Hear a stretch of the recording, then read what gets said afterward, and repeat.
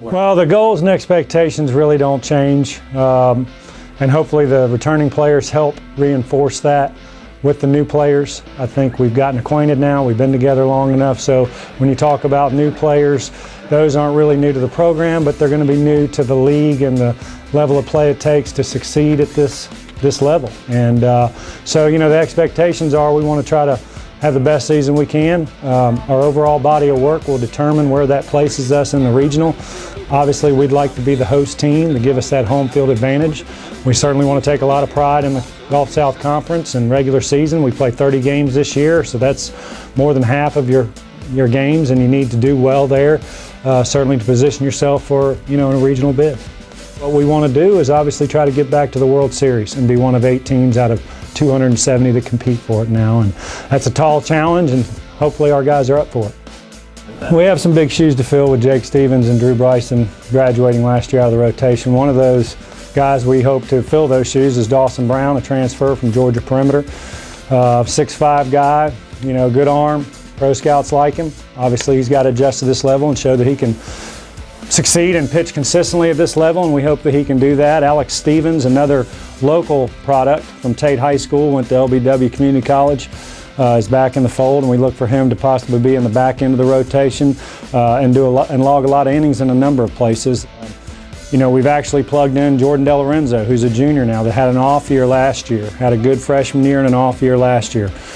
Not so untypical of, you know, 4-year college baseball. It's tough to sustain that success for a long period of time, and you know, we think he's made big strides, had a great summer, and looked good in the fall, and he's going to fill one of those rotation spots. Diane Rodriguez right now is penciled in, along with Kevin Peters, who's a 4-year guy that has shown the ability to pitch out of the pen and start, as he did in 2011 as a true freshman. So those guys are, you know, got to do heavy workload.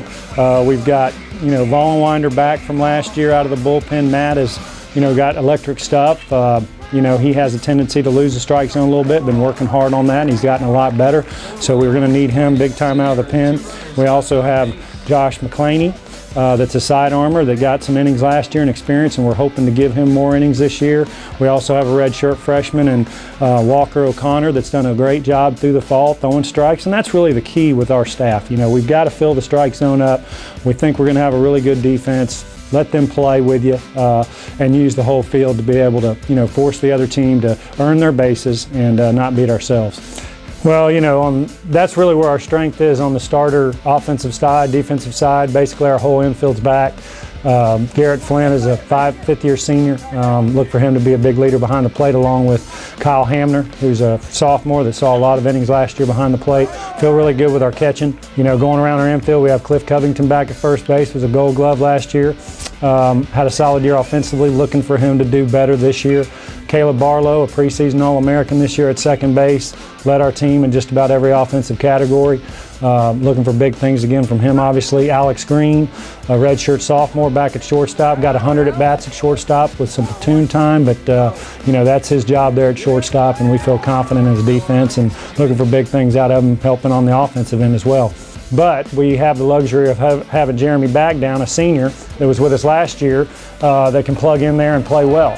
He has the experience to play second, short, and third, and we were looking for him to kind of plug in holes all around the infield and give us a little more diversity there. So the infield looks solidified. We have Chase Keeper back that got 100 at-bats last year.